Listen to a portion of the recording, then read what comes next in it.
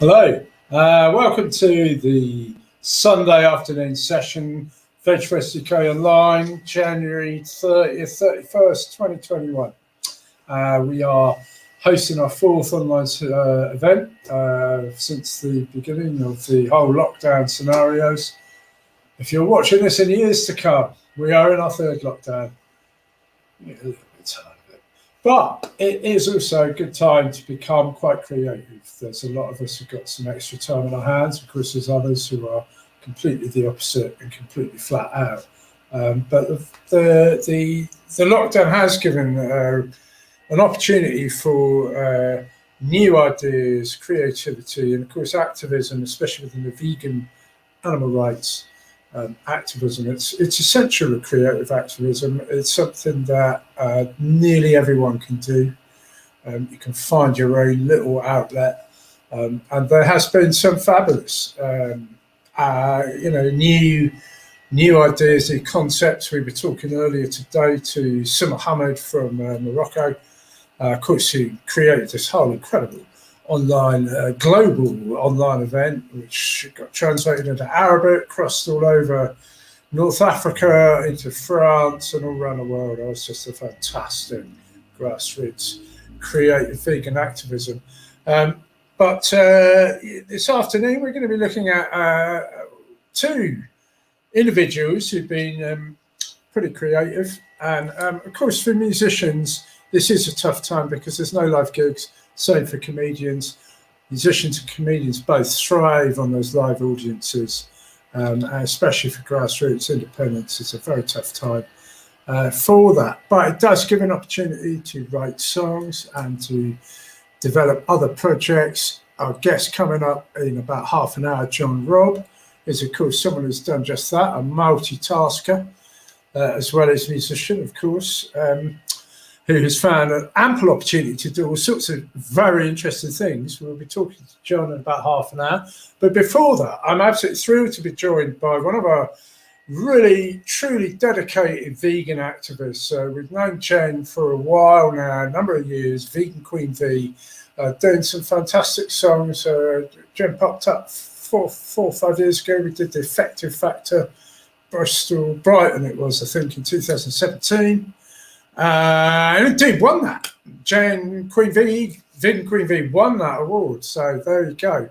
And we're happy to be joined by Vegan Queen V, who's going to talk to us a little bit and then play some songs. We're very lucky to have some live performances, which I'm absolutely thrilled about. So without further ado, please, a warm welcome for Vegan Queen V.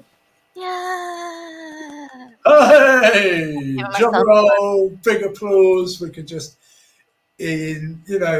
what's the word? Visualize the whole. The crowds are screaming. Crowds going off and reverberating around. And we have to do a bit of that these days, don't we, Jen? You know, it is difficult, I know. But tell us, what's it been like being a vegan, creative vegan musicians activist who does actually write songs really about animal rights? Tell us a bit. What's going on? Yeah, well, I went vegan about 4.5 years ago. It's my anniversary in May. And I've been a songwriter for a long time, and I just naturally started writing these songs about animals because it's obviously a topic that was just constantly on my mind. And I found it's been a fantastic outlet for me, my emotion and how I feel about everything, the frustration, sadness. It's helpful to get it down in song, I think. That's interesting because ever since I've been involved with animal rights and veganism, which is now 4 or 5 decades, actually spanning 6 decades. Wow. There's always been a challenge for activists between what you might call the dark side, which is the reality of what's happening to animals, and the kind of positive sides, the uplifting, wonderful food and sharing, some new vegan products and some recipes and some great, it's slightly cool these days, cupcake veganism, because somebody has pioneered cupcake veganism back in the 80s. I'm thrilled to see. Yeah. But appreciate that. Of course, there's a time actually when nearly all of the activism was about animal rights activism, and a lot of it, of course, was involving violence. And I was, non-violent, and of course, a lot of the animal rights activism. Actually, it wasn't. It's not fair to say it was a lot of it was violence, but there was an element of violence, and there was an element of confrontation and anger. Of course, rightly so, understandably so. But it also made for quite an unattractive thing for a lot of people to join. And we had an interesting conversation with Ronnie Lee about that just a couple of months ago, because Ronnie founded the ALF. And it said, so one of the things he said, we didn't care if people liked us or not. and that was part of the problem, really, is we agreed. But being a musician is a fabulous way to channel some of that, I would think, because you can kind of, deal with that dark side in a very creative way, and also I think be able to bring some hope and some light. And I know that other visual arts, like films, can do that. So what have you been up to during lockdown then? Tough time for creative vegan performers. Yeah, I mean, for me, I've got to say I'm in a very privileged position, very lucky position. I've before the lockdown, I was working at a music venue in London, and that was kind of the focus. That was the main thing. Money, having to paying London rent. That was all always on my mind. So stepping away from that, it's given me the time to work on my animal rights music, but also other forms of activism within animal rights, and also self-care and health and fitness and food. So for me, it's been an amazing time, because I actually feel like myself for the first time in my life, to be honest. So hopefully other people can sort of, empathize with that as well. It's not just all doom and gloom. Right, absolutely. Look, I feel the same. I've been having a new lease of life literally just in the last week or two. Really relaxed now. I've really shed a bit of stress, and I do feel quite very lucky. Talk about privilege, just completely, but lucky, and but healthy. Got better lifestyle this year than ever before. Which I find, I don't know if ironic is the right word, but this whole thing, it's funny. It's funny that this is, I'm so grateful that there's such a positive side of all of this for some of us. Yeah, there is that side, but of course also we're mindful, and of course of so many frontline workers and people who are really struggling with all of this and bearing the brunt of it. And it is a bit of a, I think it's kind of important to recognise both that, some people are really thriving on this. It's the same with business. Some businesses are actually really doing well. I mean, anything that's helping immune systems, a lot of plant-based, vegan is, we're seeing a lot of growth for still a lot of people. It's fantastic news. Then again, there's others like our own events. I mean, we're looking at probably the end of 2022 before we're back. So that's like 21 months away. And that's if. That's a big if. And I know there's a lot of businesses that, but it's a good time to create new stuff. And I think you've got some songs up your sleeves. I think what we're going to do is you're going to play one. We might talk a little bit about perhaps what motivated you to write the songs, and also what would be nice too, John, is a few tips if you've got any, or words of wisdom or inspiration for people to perhaps share is also really interesting. So feel free, you lead, I'll shut up and listen, which I'm more than happy to do. I love piano music especially. So, but I would just say that, just to touch back, you did win that Effective Factor competition. I think it's 4 years ago. Still can't pronounce it,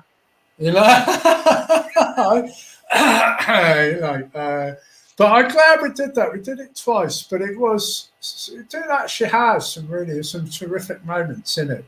We had some great performances. I remember the year before, 2 years before, my bias Loop did their thing, and they won that. And there was Vegan Geezer won he did a whole rap, and there was some, excuse me, fantastic performances. Jay Brave was another one, actually, was coming to refer to. It's quite sort of, initiative. I'm glad we're not doing it, at least with that name anymore, but we maybe resuscitate with a different name. Yeah, maybe. So there we go. I shall mute myself because I keep coughing. I do beg your pardon, people. Grab a glass of water, Tim. I should do that. I shall mute myself. Jen, over to you. Thank you. Well, hello, everybody. I hope everyone's feeling happy and healthy on this lovely Sunday afternoon. Yes, I am a vegan singer-songwriter. I'm releasing my debut album this year, which I'm really excited about. It's such a big passion of mine. It's such a big part of my life, and it's such an important thing to be a part of. So I'm going to start with one of the songs that will appear on the album. This is called Only One Life.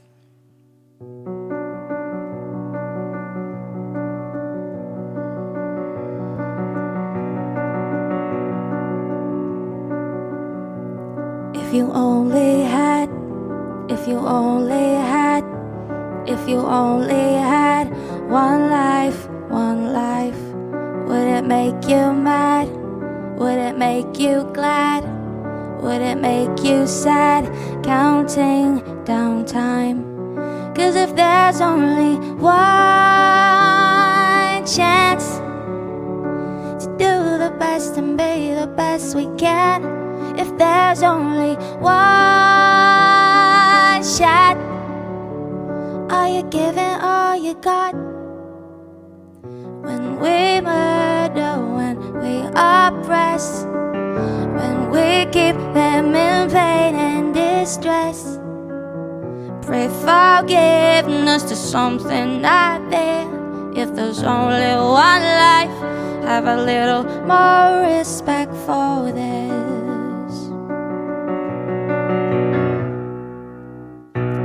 Did your mama say, did your mama say, did your mama say how special you are? But they don't look the same, so it's okay to take a child away, tear them apart. But it's only in your mind. If you'd only look and you would see her cry. She's screaming out for him, but the bullet always wins. When we murder, when we oppress, when we keep them in pain and distress, pray forgiveness to something not there. If there's only one life, have a little more respect for this.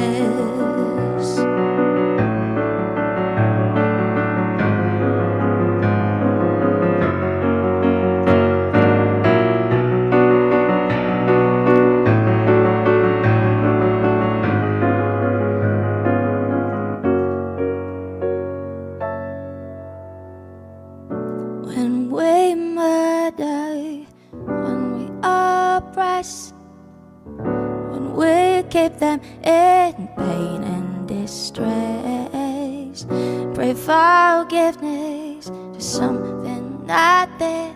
If there's only one life, yeah, yeah, yeah, yeah, yeah. When we murder, when we oppress, when we keep them in pain and distress, pray forgiveness to something not there. If there's only one life, have a little more respect for this. If there's only one life, have a little more respect for this. If there's only one life, have a little more respect for this.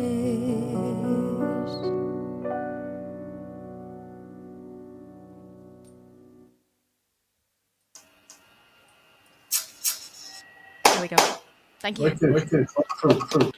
There's a big round of applause from huge audience that we are reaching there. So no, that's great. Well done, well done. So tell us about that song then. What's that? Well, I guess it's fairly self-explanatory. One of the biggest reasons I'm vegan is because I don't think I have the right to dictate somebody else's life. I certainly don't have the right to end somebody else's life.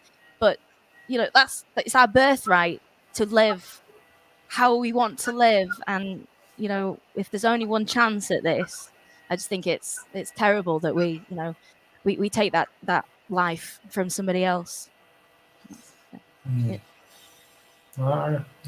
Especially when you think how much people, persons, animals go through to get here. The whole process of being born and being created and being born and surviving and growing into a fully fledged being. It's terrible, shocking. So how long does that take you, that process? Is that a process that takes you, do you get an idea, or do you get that in your head, or do you have a few tunes running around, or how do you put that together? Where's that come? How's that process? I usually have a few song ideas, in the old noggin, at varying degrees of completion. At the moment, for example, I don't know if you've heard about the Great Reset, but then there's the Greater Reset, and I'm just kind of thinking about, how can we start again, but and build an amazing, beautiful world from what we already have. We already have so much. We have all the tools to create something beautiful. So it's just a case of, I don't want to say rebuilding stuff, but just looking at our culture, society, and thinking that's brilliant, that really works, but actually this isn't working. We need to rethink this. So I'm trying to write a song about that at the moment, and also some of you guys will have seen on my Instagram and my Facebook. I had 3 little pig friends in the village I live in, and for the last sort of 3 months, I've been talking with the farmers and trying to get them to. I found them a place in a sanctuary. If the farmers would only give, let me take the pigs, and they didn't. They just went ahead and completely needlessly and heartlessly took the 3 pigs. So I'm writing a song about them at the moment, because obviously it was quite an upsetting thing for me.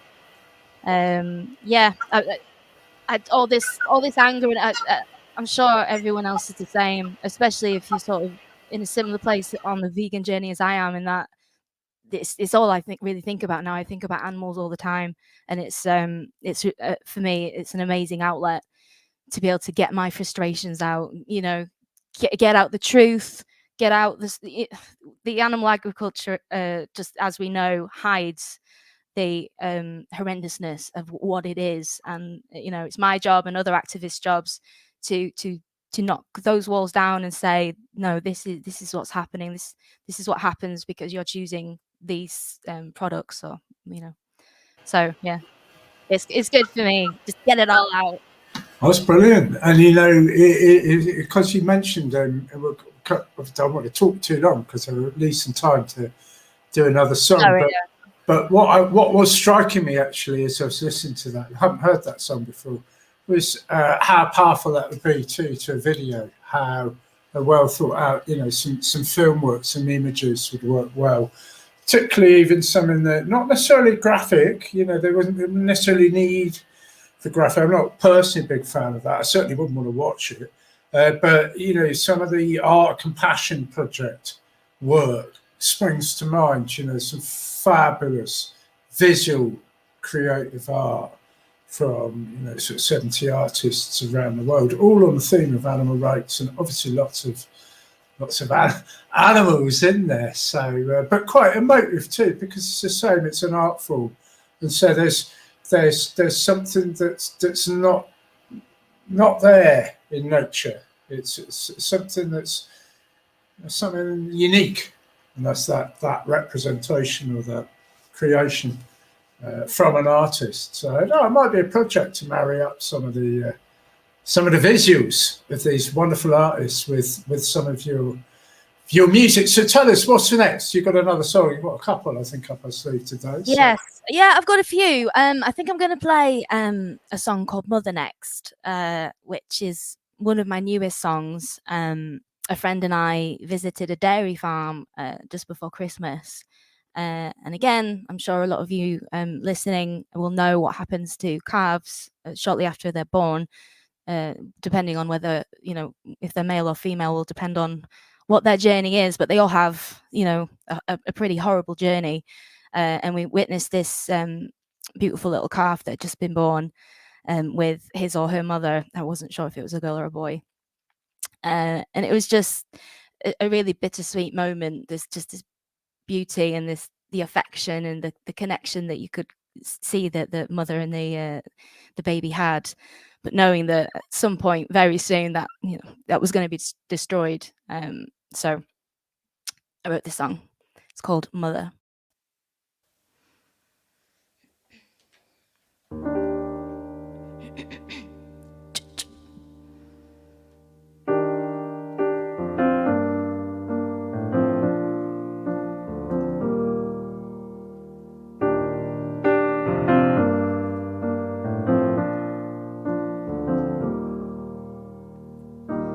If I was a mother, I wouldn't wanna be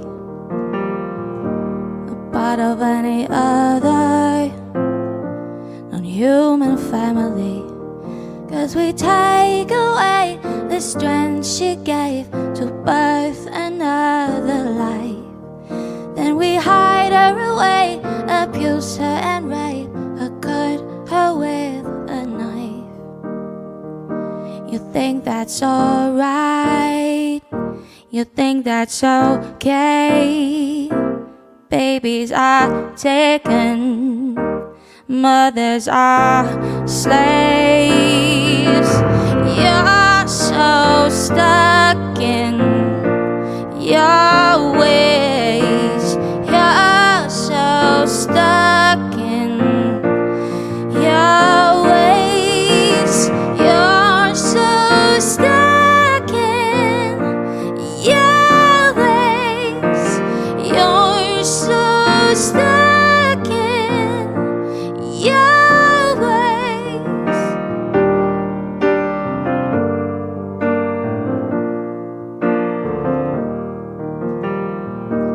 If I was a mother and heard my baby cry, I need to go protect you from monsters in the night. But oh, for some, these monsters, they come, they're real and they're relentless. Again and again, again and again, until she's breathless. You're so stuck in your ways.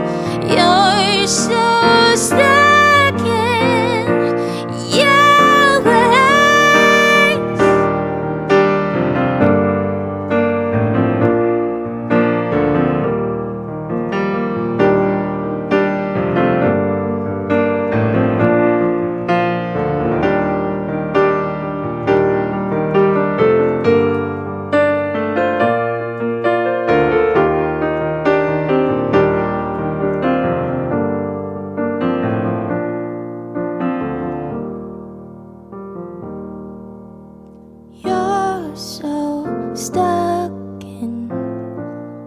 your ways.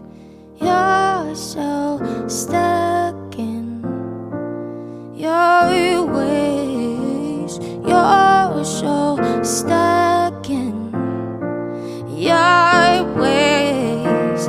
You're so stuck in your ways. You're so stuck in your ways. You're so stuck in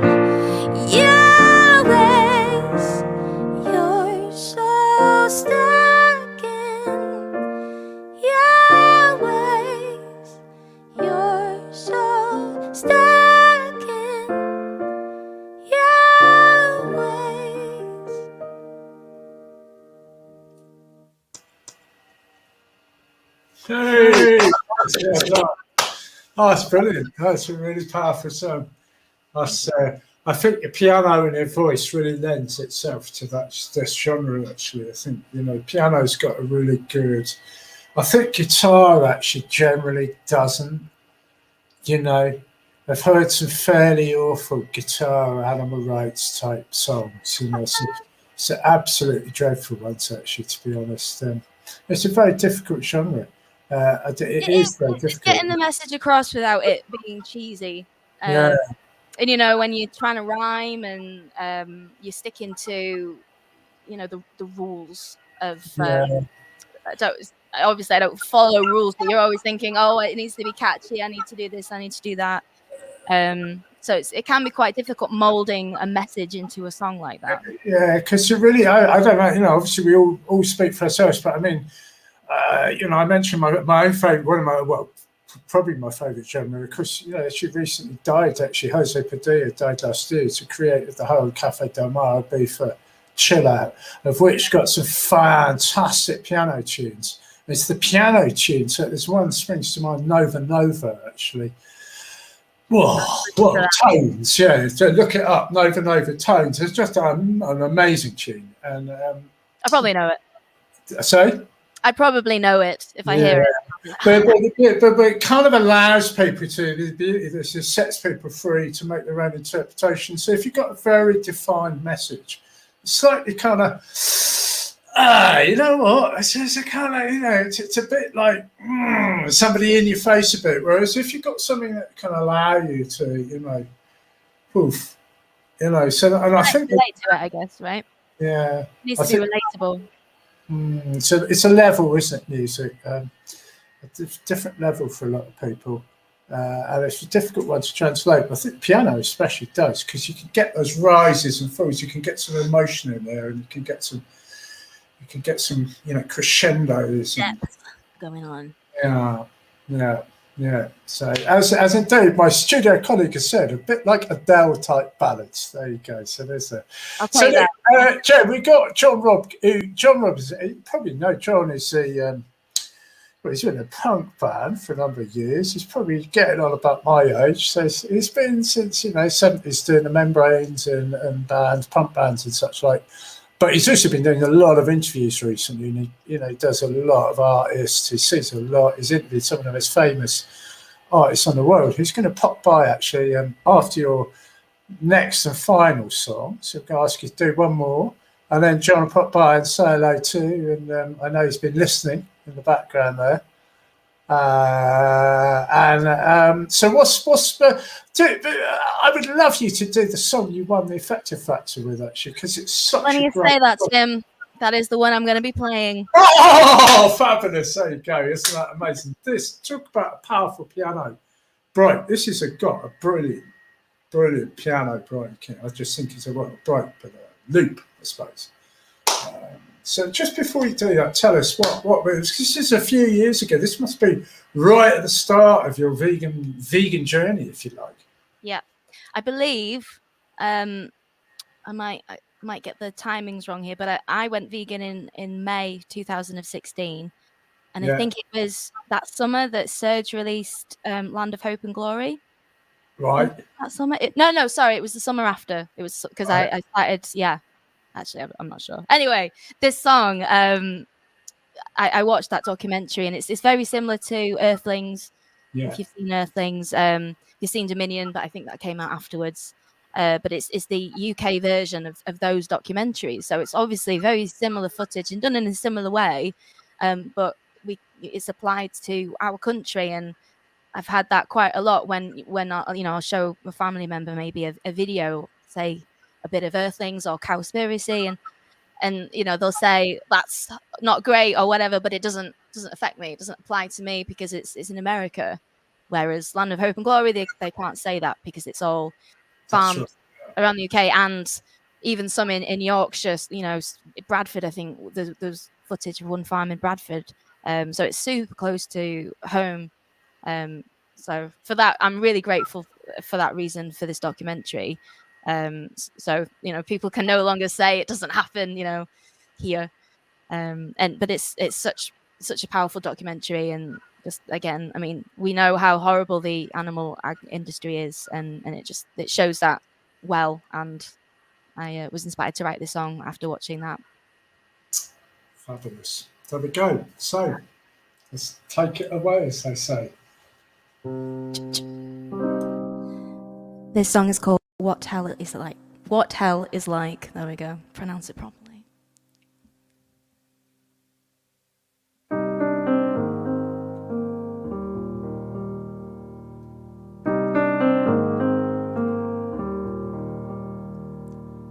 Don't know what it was I did to end up in a place like this.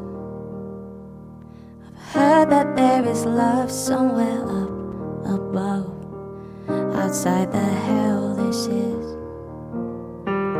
No one cares that I am me. I'm just a number on a sheet, just something to use until I'm no use, a commodity. I'm dying, struggling for air, here crying, and no one even cares. If you can hear me, please come and free me. I don't wanna die inside. This ain't a life. If you were I, you'd learn what hell is like. Someone told me that you know. I cannot comprehend that though. Surely if you did, you would lift the lid on this horror show. Time goes slowly when all you feel is pain. Believe in me, it shouldn't be this way. If you can hear me, please come and free me. I don't wanna die inside. This ain't a life. If you were I, you'd learn what hell is like. You'd learn what hell is like. You'd learn what hell is like. All day, all night. You'd learn what hell is like. You'd learn what hell is like.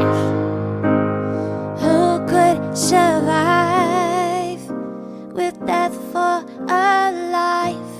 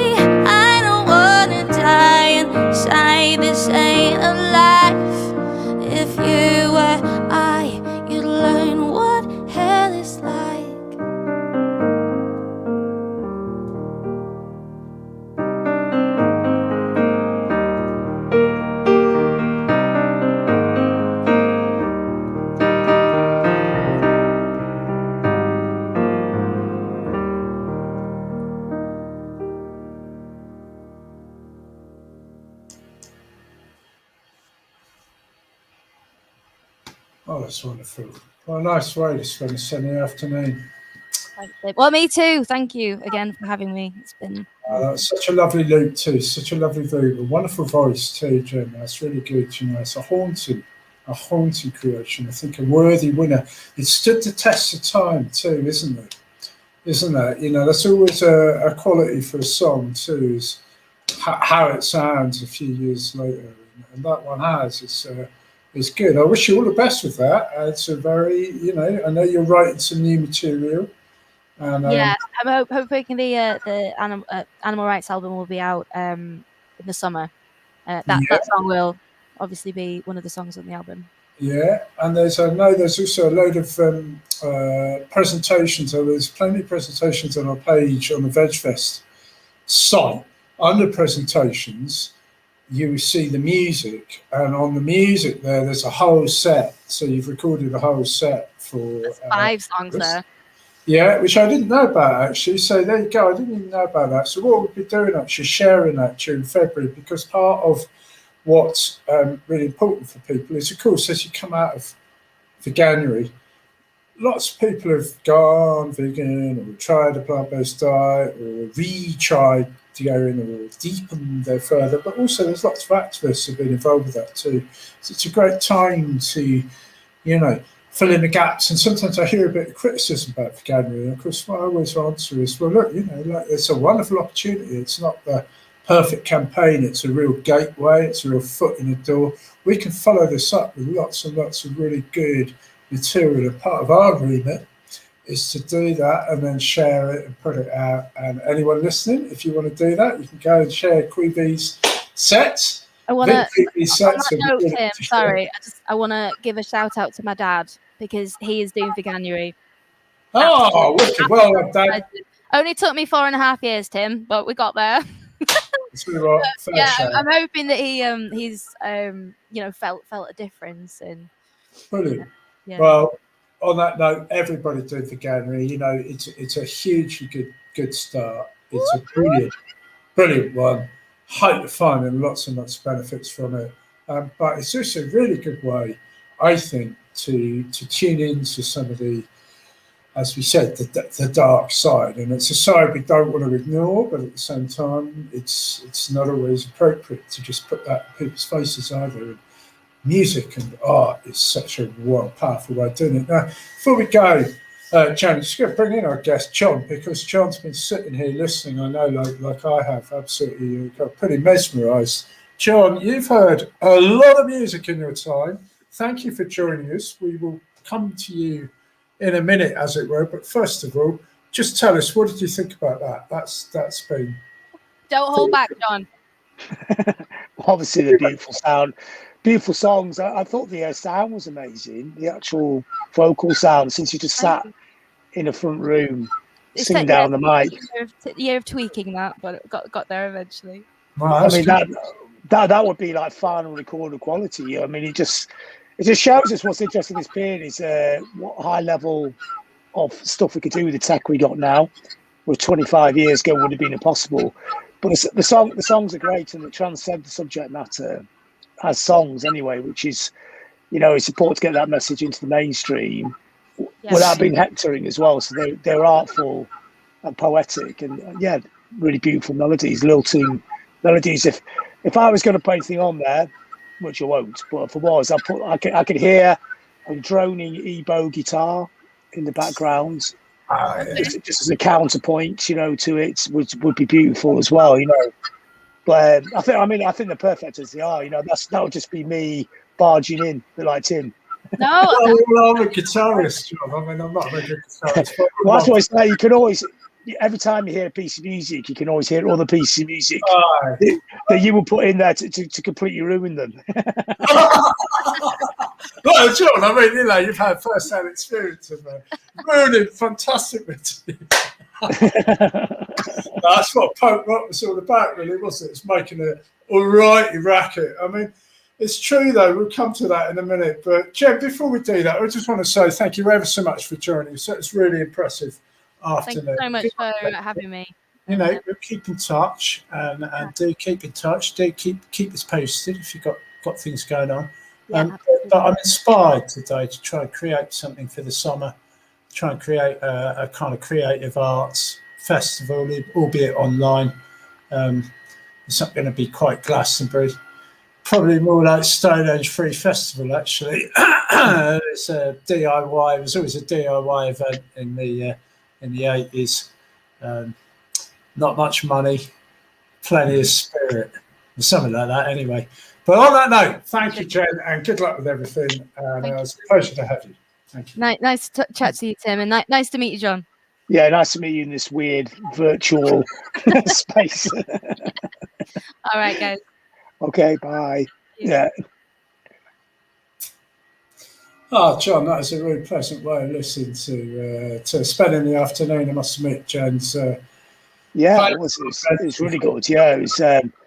And like I say, the quality of it was really high. You know, considering it was, you know, the way we have to try and make music now, sat in the front room, beaming it through your computer and everything. It does sound really good. It's good.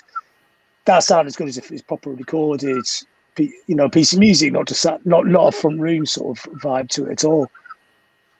No, it's added to it. Added to the intimacy of it.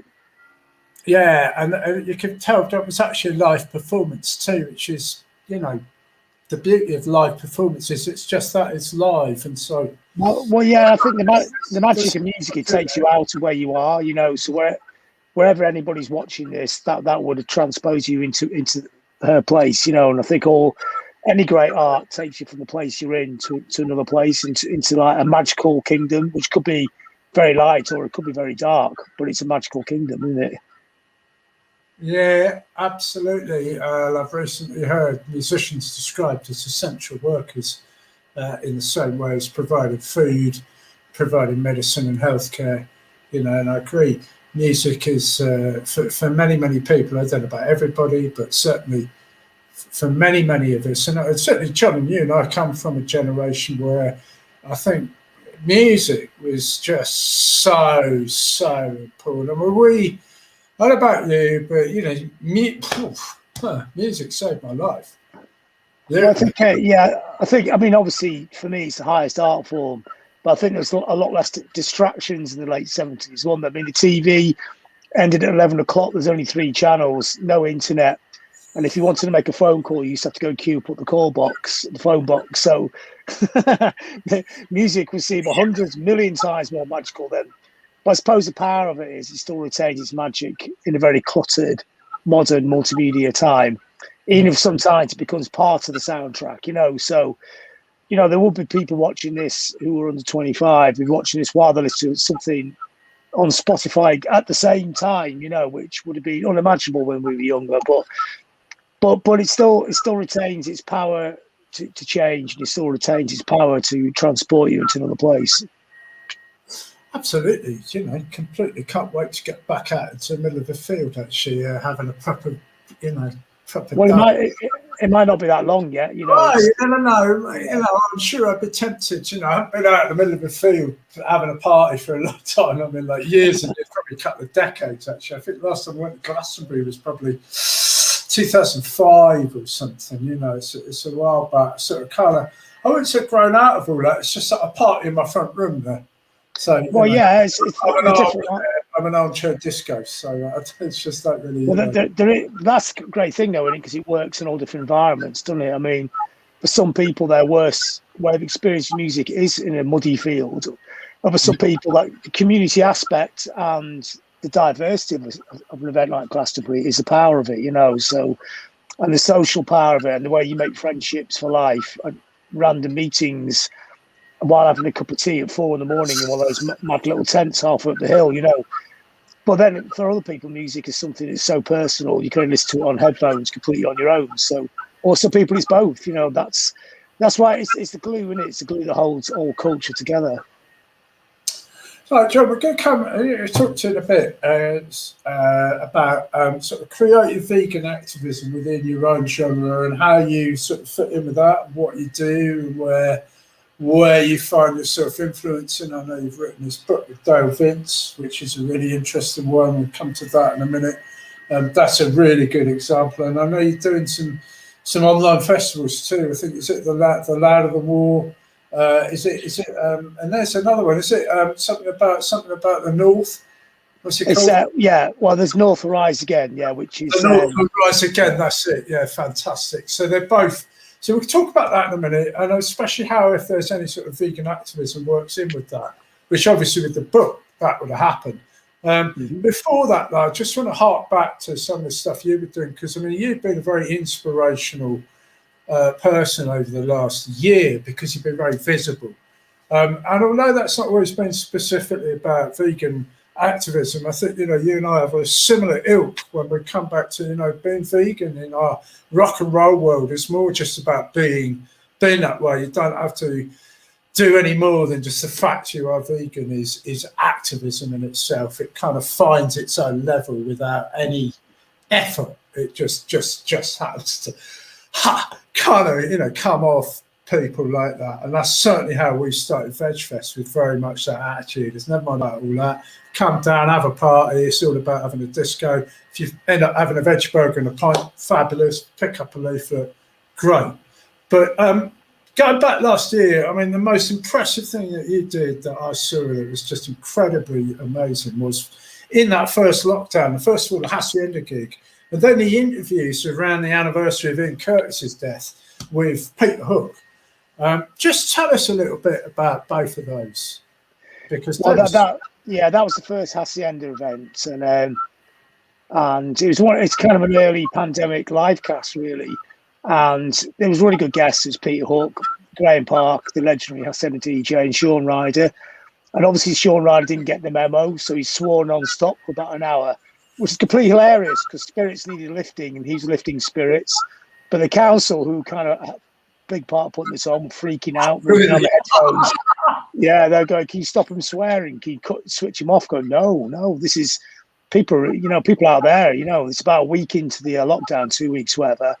People quite, they weren't used to it then. People very down, rightfully. And he was cheering people up. And I think, what's a few swear words compared to like a worldwide pandemic? It's the priorities are all wrong sometimes. And he knew what he's doing as well. He knew he was being really funny. He's a natural northern nightclub comedian, really. If the band fell apart, he's got himself a little sideline career, Well, a bit like Bez, actually, when the band did fall apart. They are kind of showbiz. I mean, Sean Ryder, for those who are uninitiated in such things, is the singer of the Happy Mondays, and of course Bez, who's now doing fitness videos, unbelievably. Was the sort of right hand man, wasn't it? Bez was the sort of maracas player. And Bez was when we started VegFest in 2003, we did our first show. Bez was the headliner our after party, and it came down. We picked him up in a stretch limo and drove him around town, and we took him to the nightclub. And we had a really good party. He was absolutely ecstatic, really funny guy. Loved him. He came back to my place afterwards. We had a right good party, actually. But these people are just, I mean, they are legends. They really are. And Sean especially, it's just some of the well, the folk heroes now. It's like Robin Hood and his merry men. And it's people know the names of all the characters. And you can put those people anywhere and they sort of fit, whether it's the House of Lords, a crazy all-night party somewhere, or in a suburb. Or I had Sean as my main guest at my own personal little vegan festival put on a couple of years ago. Yeah. And he's halfway along the track to being vegan, but he can't quite get there.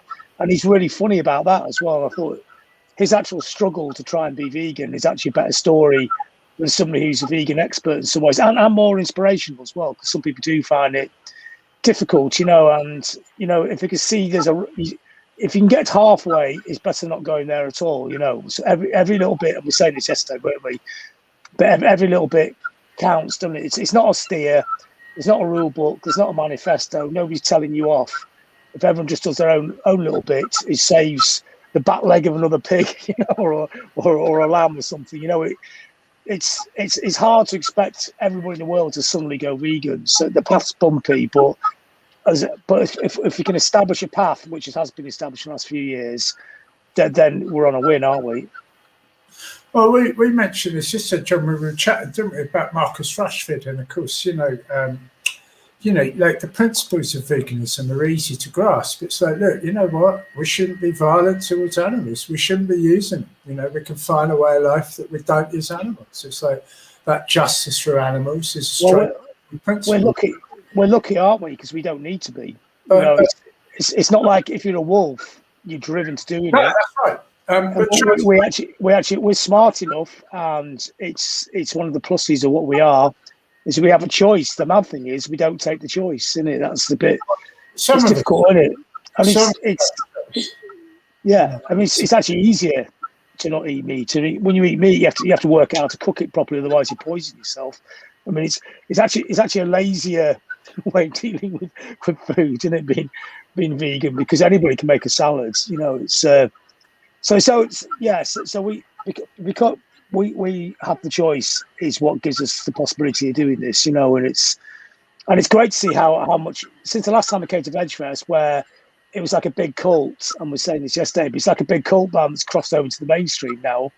It's like a big weird cult band now, has #1 hits, got a #1 album, and it's getting bigger and bigger and bigger. And it's like watching all the bands from our period in the punk and post-punk period, you know, go from a bit like The Cure, you know, you go see The Cure play to 100 people. Now you go and see them headline in Glastonbury. That's what veganism has become. I saw The Cure at the Marquee Club in 1980 with 100 people, actually. Well, probably more than 100 people. I've seen them at the same time. I've seen them on those early tours. Fabulous band. And we talk about... Actually, better now than it ever have been, actually. Yeah.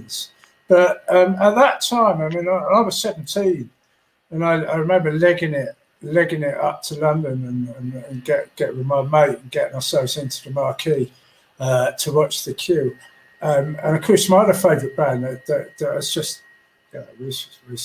was Joy Division, and Joy Division, like so many of us of our ilk, you know, was the huge band. I mean, and Peter Hook, I mean, his bass lines were legendary. The whole sparse sound. I mean, there's one tune where there's guitar solo, it's just one note, and it goes on for a whole minute. It's Bernie playing this one note.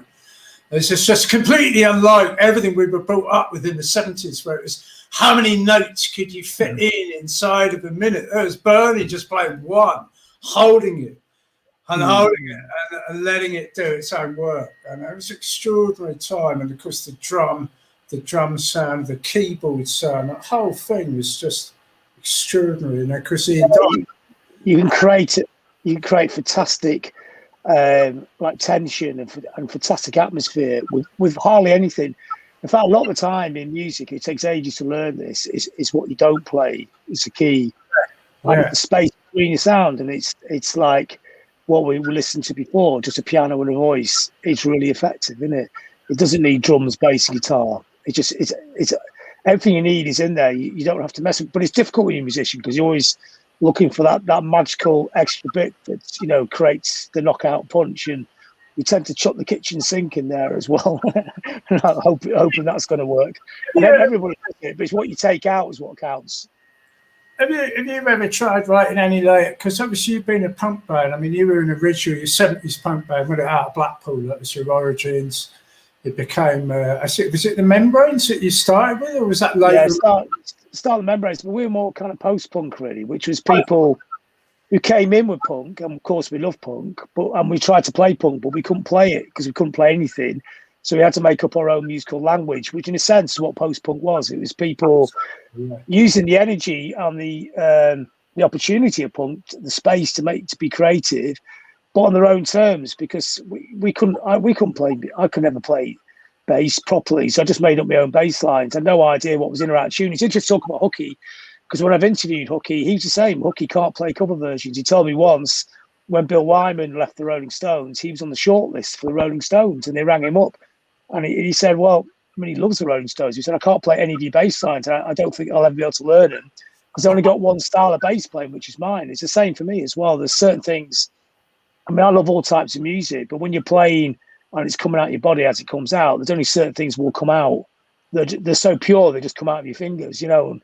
I can't really play cover versions, you know, bits and bobs of other songs. But if I pick up a guitar, I'm more likely to write a song on it than make up, you know, than try and play somebody else's song, you know. And even after a minute trying to play somebody else's song, you start to wander off into your own style again. I think that was something that was very true of that period. I think bands since then, and this is not criticism because every generation's got its own rules, but they tend to like learn all the classics and reposition them into something that suits their sound, which makes them more successful. So it's better careers advice.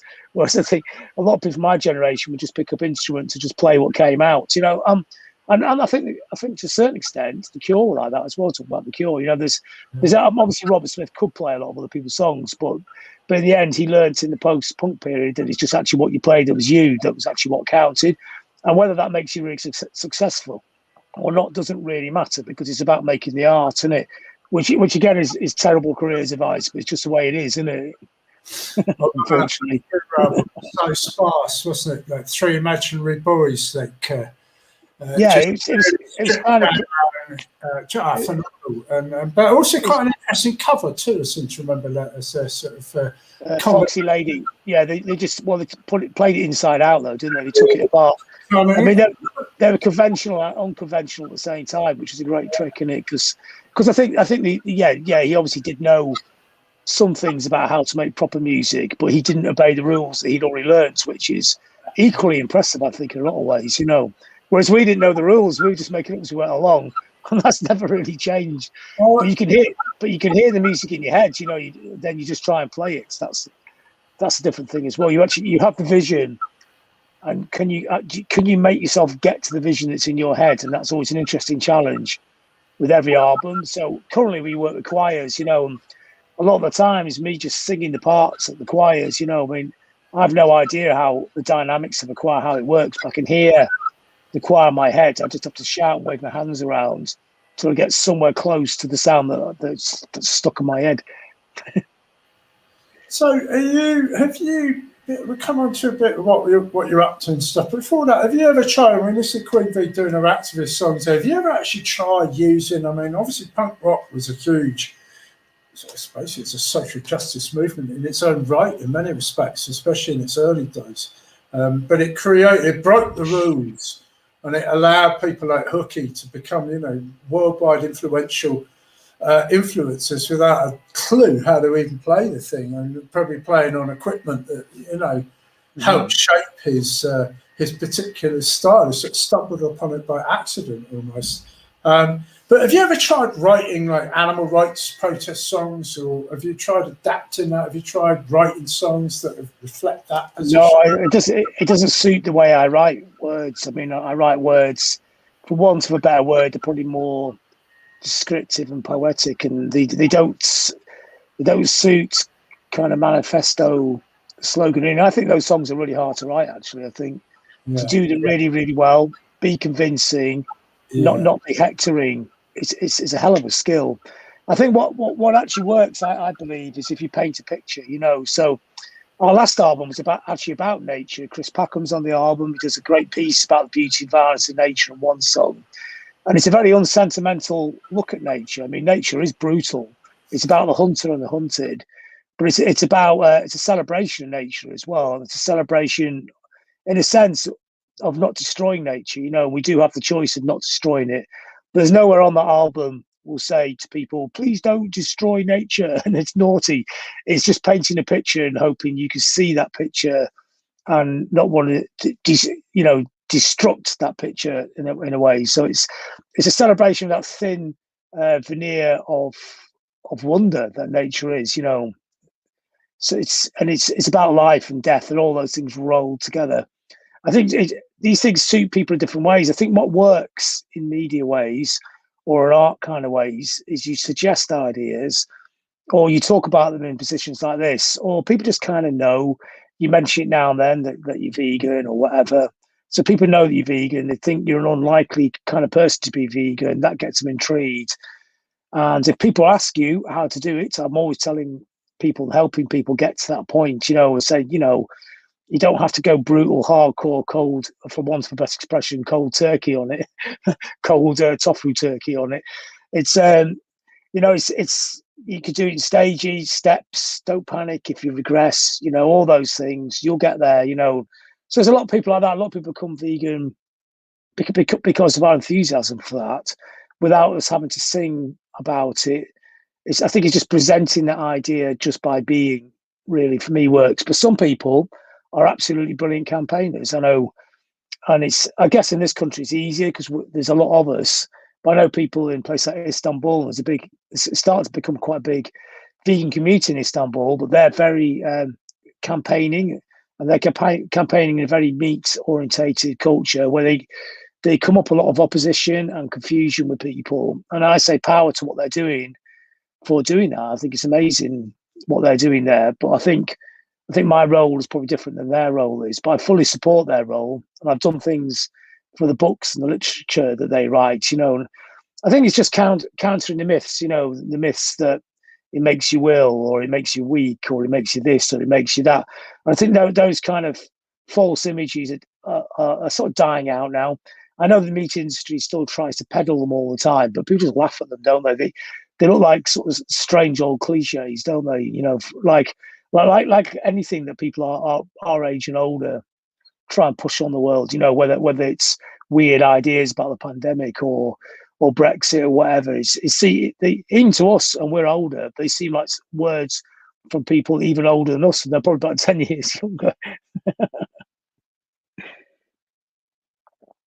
Interesting to say that. It's really also, I mean, as a musician too, but also as a multimedia, you've got a lot of things going on. I said, you write and you host quite a lot, but you can use that voice to also platform other campaigns, and that's what we're going to be trying to do. And I mean, we've been working through this a number of years, really, and now, well, we haven't got any events. We've got a new project we're launching in a couple of weeks. It's really going to be just doing it, really. It was, and that's how I was learned about rock. Yeah.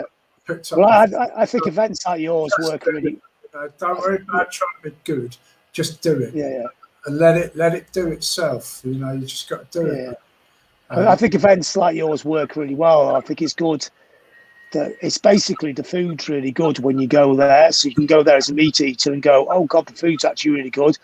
So that idea that we all eat bits of cardboard that don't taste of anything, you can destroy that myth within 2 minutes walking into VegFest because it just smells amazing and it tastes amazing.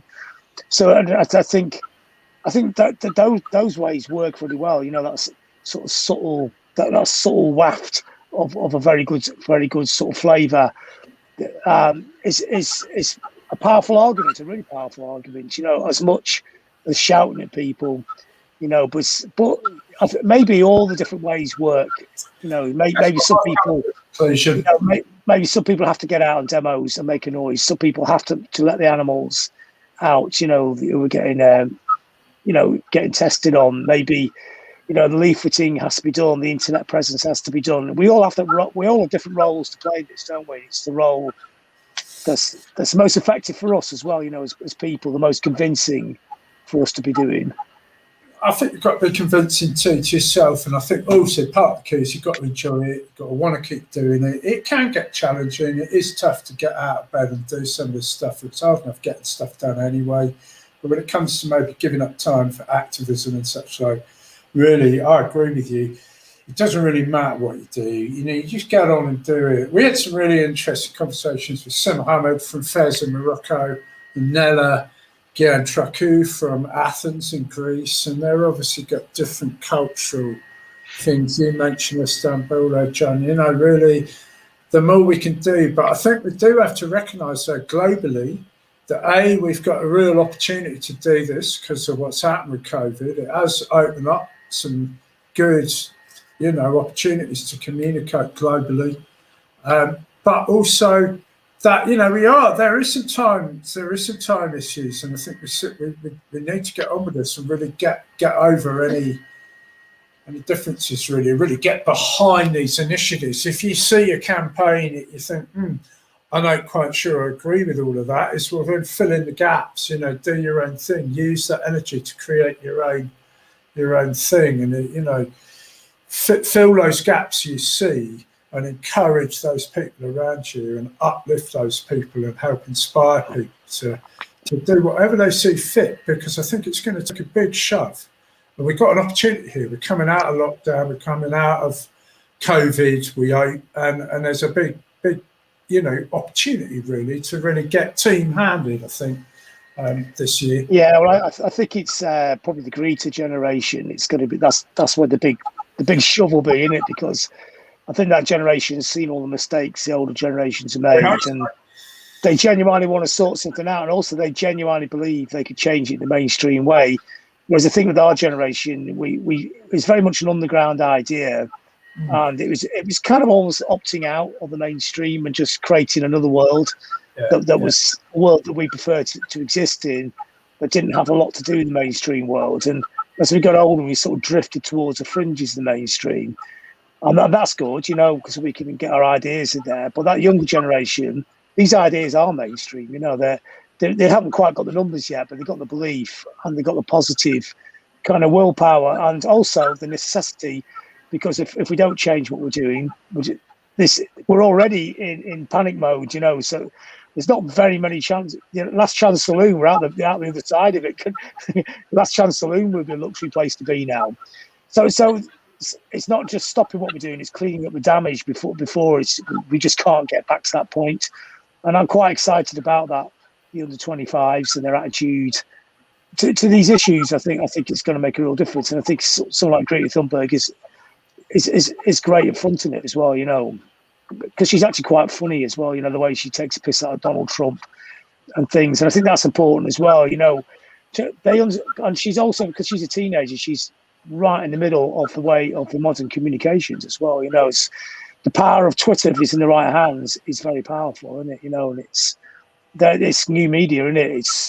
It's beyond Twitter, it's beyond Facebook, you know. Those are old people's mediums in a sense, you know. So all that, and someone telling me that one of the prime influences on vegan culture, I'm getting so much bigger, was Instagram, actually, you know. And it's the way that the pictorial images on Instagram are accountable for a huge rise in veganism, and people just kind of talking about it without hectoring about it on Instagram has been important as well.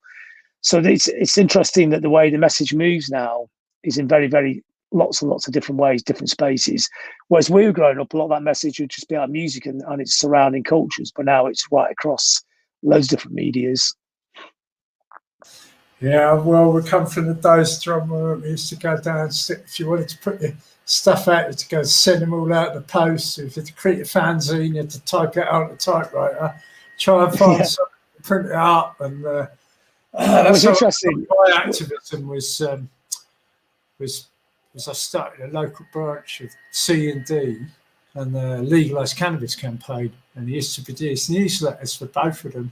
She used to type up on my mum's typewriter, and then go and get printed by my friendly pal down in my college, in my local college where I was doing my sixth form college.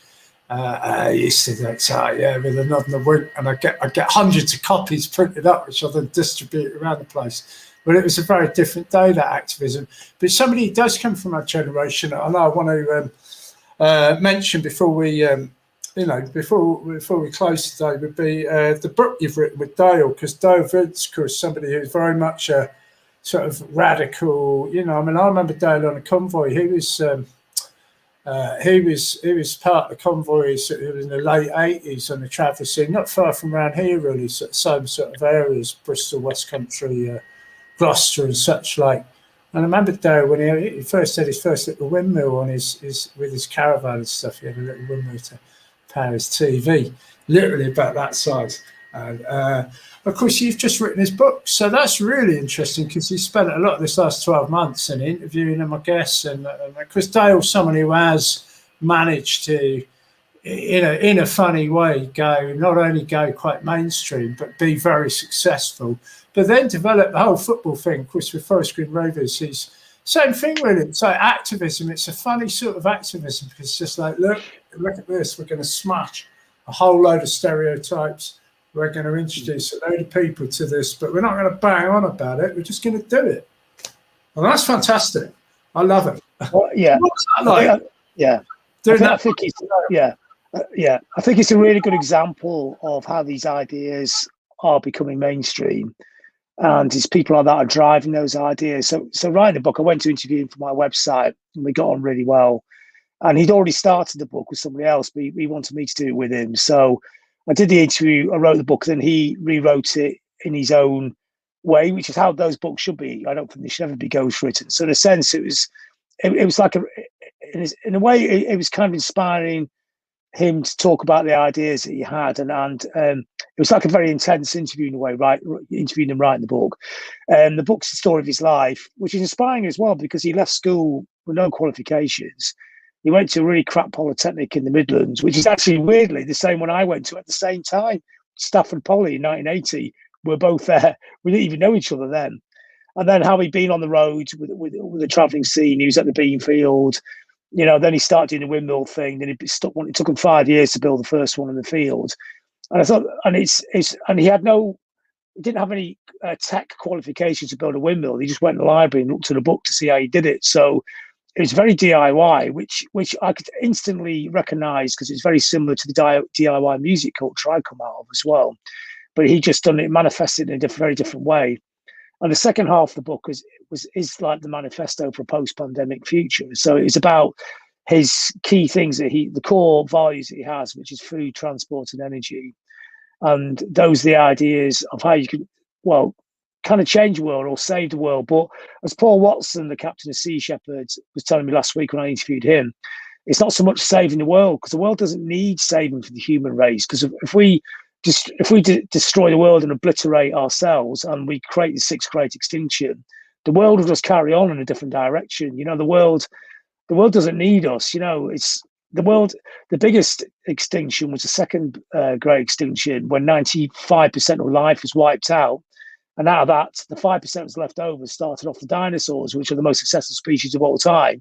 So it's not like the planet is scared of us. We're kind of more scared of the planet. You know, in a sense, we're trying to save ourselves here. You know, it's not, so it's all these kind of green eco issues. This is not a charity drive to save the poor old planet. Let's save it. The planet's going, I don't care about you. You know, if you want to stick around, you know, clean your act up a little bit, guys. But if you want to destroy yourselves, we'll just carry on without you. You know, we'll make ants the primary life form, or you know, squirrels or something else. It'll just change, morph into something else. So, but the things that to maybe to save ourselves would be through transport and energy. So it's the idea, and we would talk about this, me and Dale. It's kind of green populism in a sense, and populism has become a dirty word because the right use it all the time.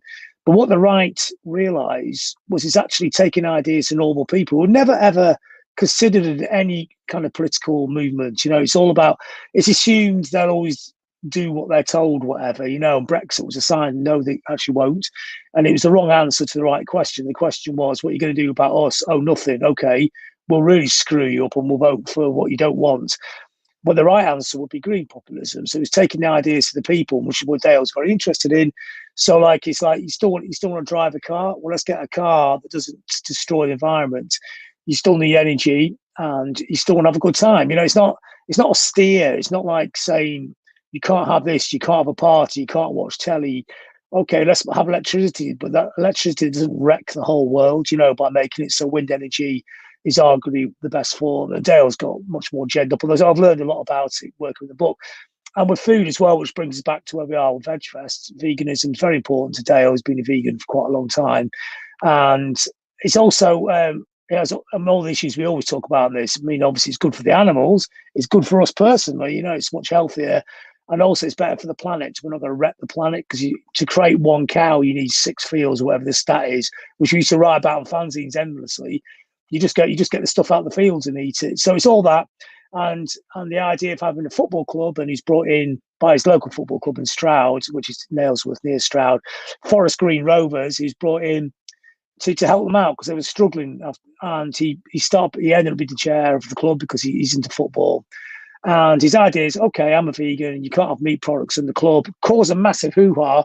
But this explains green populism absolutely beautifully. He came up with a burger which tasted better than the meat burgers. All the people who love meat burgers go, after they started eating, go, oh, I thought it would just taste of cardboard. It tastes much better.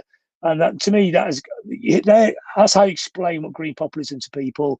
You just take whatever the enemy have and make it better. You don't make it worse or a grey version. You make it so, and they're doing really well as a football club, you know. And some of the players have become vegan. I mean, when they go home, he doesn't tell them what to eat. It's just anything that's in his area, which is the ground. And they'll suggest to him, you know, a vegan diet is better for athletes, which it is.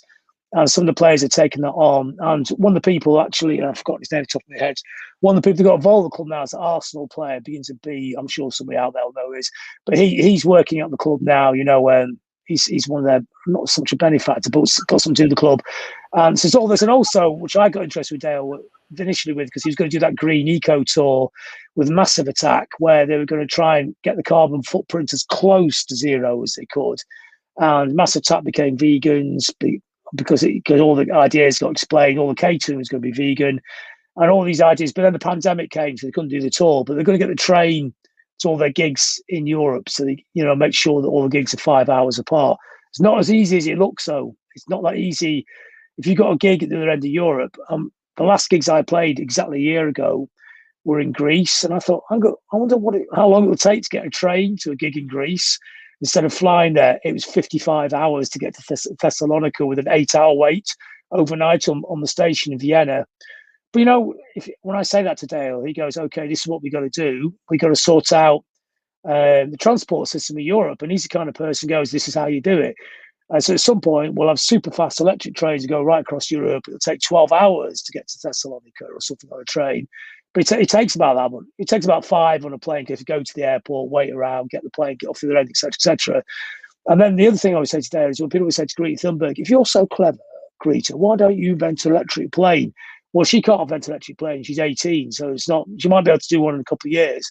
But I would say to Dale, but that's what you'll do, isn't it? He goes, well, I'm working on it now. We reckon we'll have medium haul electric planes with non-polluting batteries made out of people get paid properly to get the stuff to make the battery, and they last longer because batteries have a lot of problems. He's working on that as well.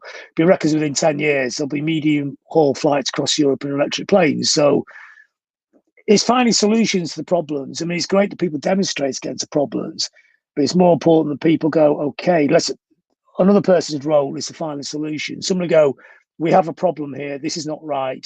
And somebody else go, I know how to solve that problem. And that they're really important people. And that's what he's really good at. Fair shout, John. That's really interesting. I mean, he's a really interesting character. And obviously for you, a really interesting insight into other people's almost whole lives and what they've achieved inside a nutshell. I was really interested to hear about what you said about Massive Attack too. So I know those boys go back sort of, again, back to the 30 years ago, 1990. I still bump into education in the supermarket. I don't think we've ever managed to convince them to go plant-based or vegan, although they did dabble with the organic side. But I think 3D might be a bit more perhaps open to that, but I thought it's thrilling to hear about all that. And it's Hector Bellerin, actually, was the Arsenal. I can't remember his name. I don't think I'm a B. Hector Bellerin. I'm a Blackpool fan, and the Premiership means nothing to me. No, I'm a big fan of football, obviously. Yeah. I've noticed actually a young fella called Ellis Sims, who's just joined your local hometown on loan from our club. Blackpool. He's just joined us from Everton. He just scored 2 goals on his debut actually for Blackpool the other day. So it made me think because I know that's your original. So John, look, we've been chatting a while. I've got 4 guys joining me from Queens and Brooklyn and New York in about 40 minutes. 3 generations of black guys from right in the heart of New York are going to be talking to us about Asama Wali. He's going to be talking to us about, some of the black issues and some of the things he's facing.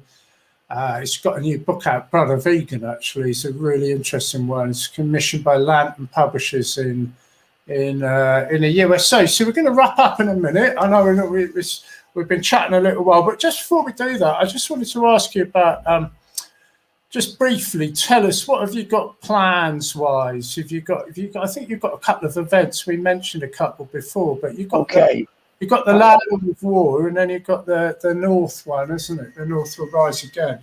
Right, I'll whiz through everything really quick. We've got North will rise again, which is a live cast event, which is the end of March, which is to raise money for the local crews to make music and the venues. So we've got 2 venues open, live cast, cut off an audience, headlined by Charlatans and Lightning Seeds, called the North will rise again. So just go and Google that. We've got Louder Than Words. And the Lightning Seeds. Is that what you said? and the Lightning Seas, two fabulous bands. So I'm really good and younger bands as well, because we want to make sure they get paid properly. You got some younger bands, because these bands they're not even met for a year. They've been sat around at home like the rest of us. I know. And everyone's been really despondent, so we just want to put a bit of cheer into the scene. We'll rise again, and it's on at the end of March. I think what we do, we try and post these details. We'll ask you to drop these details in the chat, and then we'll put in the comment section. So if anyone's listening and they want to, get hold of this, but that one sounds really interesting. You've got me already, like the Charlatans and the Lightning Seas. That's a yes, fantastic. Yes, it's filmed. It's beautifully filmed. It looks really good. I did some in conversations. So Ian Brodie from Lightning Seas, he's got an amazing musical history. Goes right back to the punk days in Liverpool. He's behind a lot of stuff. So a lot of that stuff. Ian Brodie. So I've interviewed him. Love to hear that. Yeah. Fabulous, massive fan. Yeah. So in between all that, I've been organising my music and books event, Louder Than Words, which is in the autumn. Last autumn we did it. It was live cast. We're hoping to do physical live cast this autumn. So it's interviewing authors about music books. And speaking of books, I've written a Dale book, and I'm also written a book about the history of goth music and goth culture, which comes out at the end of this year. It's like a definitive book. It's about 250,000 words and starts the fall of Rome and ends up with Instagram and all the music in between, like Bow Wow, Sister Mercy, all those groups. Wow. So there's that. Then just to interrupt too, I just remembered you wrote autobiography of my favourite band too, that's still playing. There's Stone Roses, didn't you? You wrote a whole thing about them too, didn't you? The Stone Roses. He's gone vegan. Yeah, that's the first book. Ian Brown is he's a recent convert to the vegan way of life. Ian Brown, by all accounts. Oh, is he? I didn't know that. That's cool. Yeah, I heard that. People... his local health food shop grassed him up, actually, outed him as a vegan because he kept coming into, I think it's on the 8th day. That's where I go. 8th day, that's where I go. Vegan kits. So there you go. That's what I heard anyway, just one of them snippets of vegan gossip. 8th day is a great shop. I've been going there for years. I do all my shopping there. So a big up to them. Yeah. So that's Loud Words. That's going to be at the end of the summer, sort of September, October. It's November. Yeah, that's and that's probably going to be. Do you think that might be live, or if not, you just do it online again? Well, no one knows, but we're aiming for physical live cast at the same time. But the thing about live cast is you can do.